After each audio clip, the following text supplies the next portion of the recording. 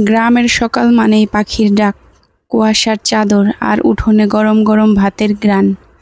গ্রামের মানুষদের সকালবেলা ভাত না হলেই চলেই না। কিন্তু আজকের সকালটা একটু আলাদা। ভাত নয়, আজকে একটু অন্যরকম নাস্তা, চেনা স্বাদে নতুন টুইস্ট। আসসালামু আলাইকুম, কেমন আছো তোমরা সবাই? আশা করি আল্লাহর রহমতে খুব ভালোই আছো। তোমরা যারা এই চ্যানেলের সাথেই আছো, প্রতিদিন আমাদের গ্রামের এই সাধারণ কিন্তু শান্তিময় জীবনের অংশ হচ্ছ, সবাইকে জানাই হৃদয়ের গভীর থেকে ভালোবাসা ও দোয়া। আজকের সকালটা একটু আলাদা, প্রতিদিনের মতো ভাত তরকারি নয়। আজকে একেবারে অন্যরকম নাস্তা, পাউরুটি, কলা, তারপরে হচ্ছে ড্রাগন ফল, ডিম সেদ্ধ আর ছেলেমেয়ের জন্য হরলিক্স। তাই একদম শেষ পর্যন্ত দেখে নিও। আর ভালো লাগলে একটা লাইক দিয়ে দিও, কমেন্ট করো। আর যারা এখনও সাবস্ক্রাইব করনি তাদের অনুরোধ, এই পরিবারের অংশ হয়ে যাও আজই, ইনশাল্লাহ। এখন কিন্তু খুব সকাল, ছেলেমেয়েরা সকালবেলায় খুব একটা ভারী খাবার খেতে চায় না, মানে ভাত রান্না করলেও খেতে চায় না।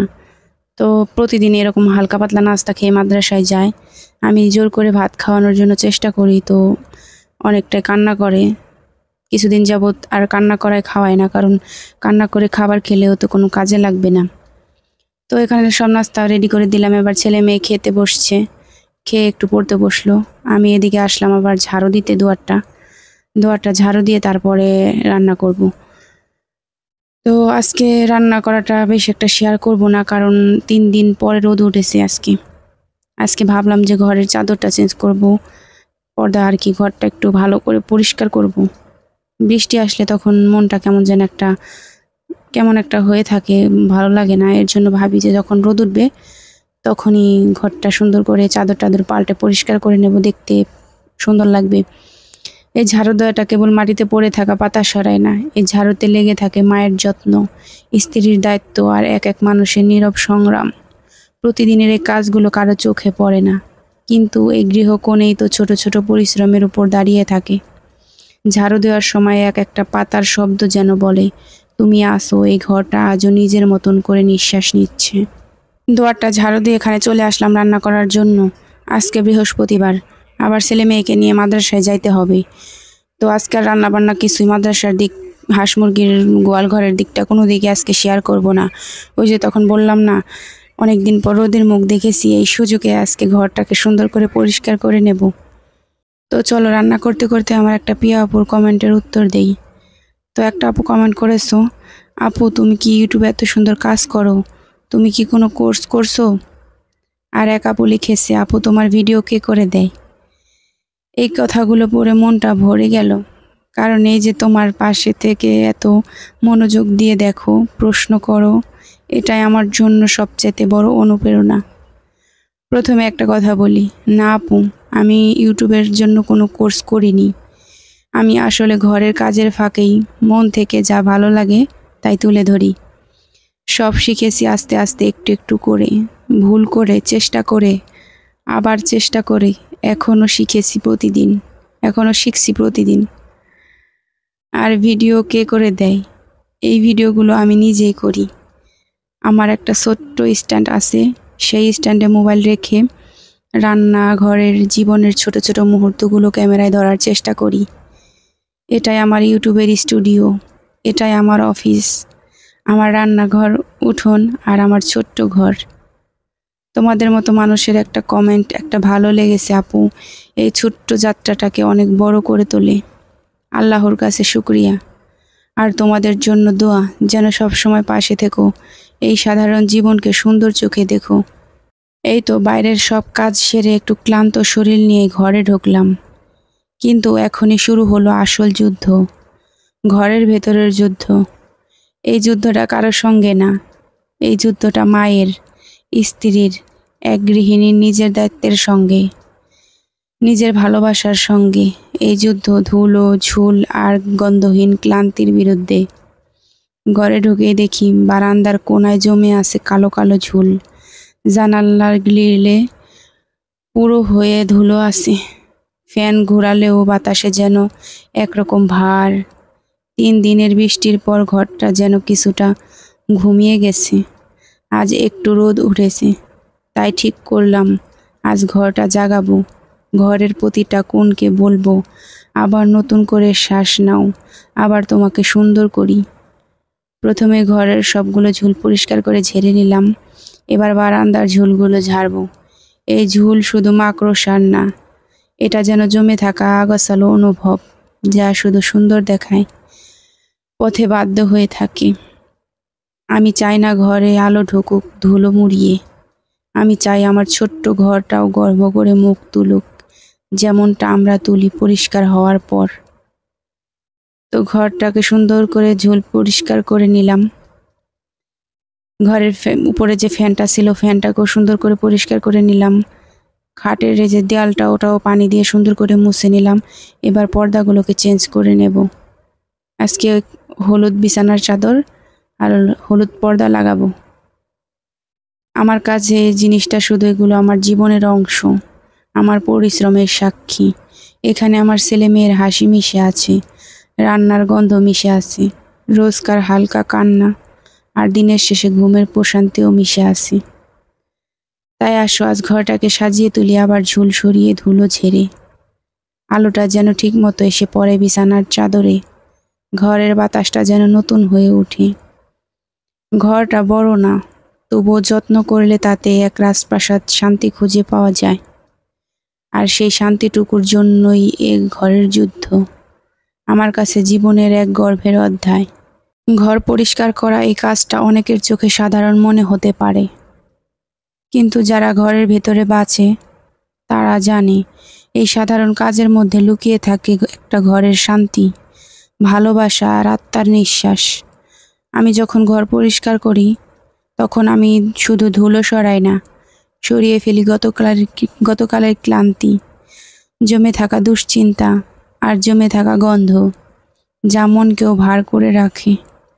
আমাদের গ্রামে ঘর মানে শুধু চারটা দেয়াল না, ঘর মানে একটা উঠোন, একটা জানালা দিয়ে ঢুকে পড়া রোদ, একটা রান্নাঘর যেখান থেকে ভাতের গন্ধ আসে, একটা বারান্দা যেখানে সন্ধ্যায় সবাই বসে চা খায়। এই ঘরের প্রতিটা কোণ, প্রতিটা ফ্যানের পাখা, পর্দার কিনারা, এমনকি দেয়ালের এক চিলতে ধুলো যেন বলে, তুমি আমাকে যত্ন করো, আমি তোমার জীবনটাও একটু হালকা করে দিই। যারও হাতে নেই যখন, তখন সেটাকে আমি কাজ ভাবি না, ভাবি যেন আমার ভালোবাসার প্রমাণ, যেটা কেউ দেখে না কিন্তু সবাই অনুভব করে। একটা মা, একটা গৃহিণী যখন ঘর গোছায়, সে শুধু গৃহস্থালী সামলায় না, সে একটা ছোট্ট জগৎ বানায়, সেখানে সবাই নিরাপদ, আরামদায়ক আরামদায়ক শান্তিতে থাকে।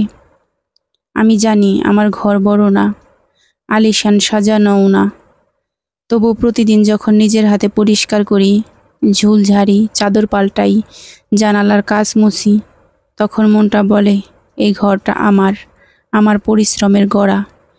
আর এই অনুভূতির কোনো দাম হয় না, এই অনুভূতি শুধুই মায়া দিয়ে গাঁথা হয়। অনেকেই বলে ঘর পরিষ্কার করেও কি ভিডিও বানানো যায়? আমি বলি হ্যাঁ যায়, কারণ এই ঘরটাই তো আমার জীবনের আসল চিত্রনাট্য। এখানেই সুখ, এখানেই কান্না, এখানেই আল্লাহর রহমত খুঁজে পাই। আজ তাই ঘরের প্রতিটা কোণ পরিষ্কার করব মন থেকে, যেন জানালার ফাঁক দিয়ে আসা আলো আমার হৃদয় ছুঁয়ে যায়। আর সন্ধ্যায় ঘরের গ্রানে যেন শান্তি মেলে, যেখানে সব ক্লান্তি মিলিয়ে যায় দোয়ার মতো করে। প্রতিদিন ঘুম ভাঙে সূর্যের আলোয় নয়, ভাঙে দায়িত্বের স্পর্শে, কারণ একটা ঘর নিজে থেকে চলে না, কেউ না কেউ তাকে প্রতিদিন নতুন করে সাজায়, গোছায়, ভালোবাসে। এই থালা বাসন ধোয়া, ঝুল ঝাড়া, চাদর পাল্টানো, এসব কাজ কারো কাছে সাধারণ মনে হতে পারে, কিন্তু আমার কাছে এগুলোই আমার ভালোবাসার প্রকাশের ভাষা, যেখানে শব্দ নেই কিন্তু স্পর্শ আছে। সকালবেলা ঘরের কোণ পরিষ্কার করা, চুলায় হাঁড়ি চাপানো, ছেলে মেয়েকে জামা পরানো, জানালা দিয়ে রোদ আসছে। এই ঘরের প্রতিটা কাজ, প্রতিটা দায়িত্ব দেখতে যতই ছোট হোক, তার পিছনে থাকে বিশাল একটা আত্মত্যাগ।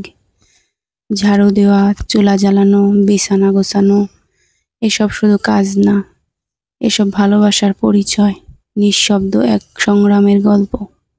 ঘরের কাজ কখনো থামে না, ভোরবেলা শুরু হয় আর চলে রাত অবধি। কেউ যদি জিজ্ঞেস করে তুমি সারাদিন করোটা কি?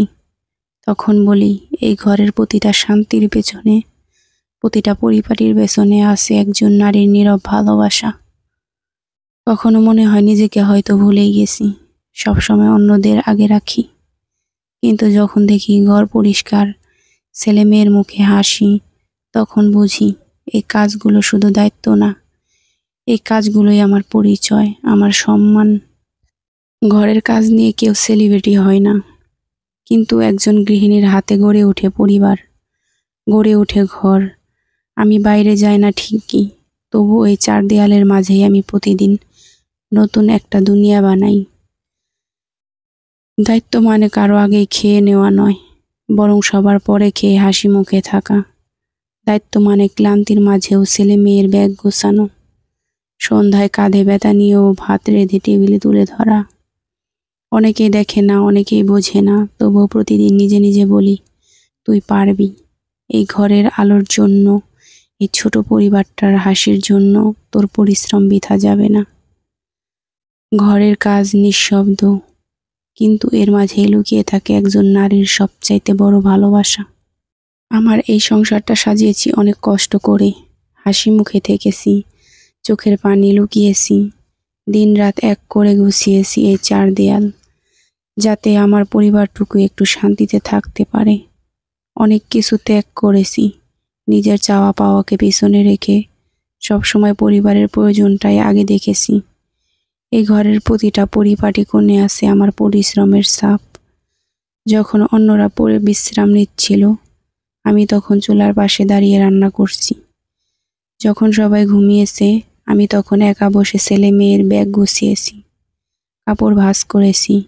এই কষ্টের ভেতরে গড়ে উঠেছে আমার সংসার।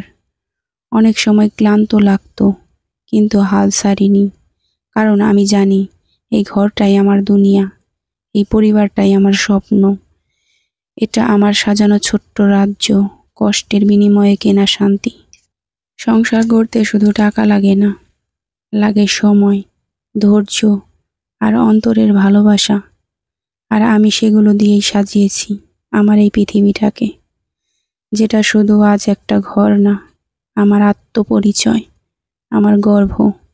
এই ছিল আমার দিনের ছোট্ট একটা গল্প, কাজের মাঝে, দায়িত্বের ভিড়ে নিজেকে খুঁজে নেওয়ার একটু সময়। সংসারটা যতই ব্যস্ত হোক, মনের মধ্যে ভালোবাসা থাকলে প্রতিটা দিনই হয়ে ওঠে সুন্দর। সবাই দোয়া রেখো এই ঘরটুকু যেন সবসময় ভালো থাকে, শান্তিতে, পরিপাটিতে, ভালোবাসায় ভরা থাকে। আজ এখানেই শেষ করছি। আল্লাহ হাফেজ সবাইকে। ভালো থেকো, সুস্থ থেকো, আর আমার চ্যানেলের সাথেই থেকো। আল্লাহ হাফেজ। আসসালামু আলাইকুম।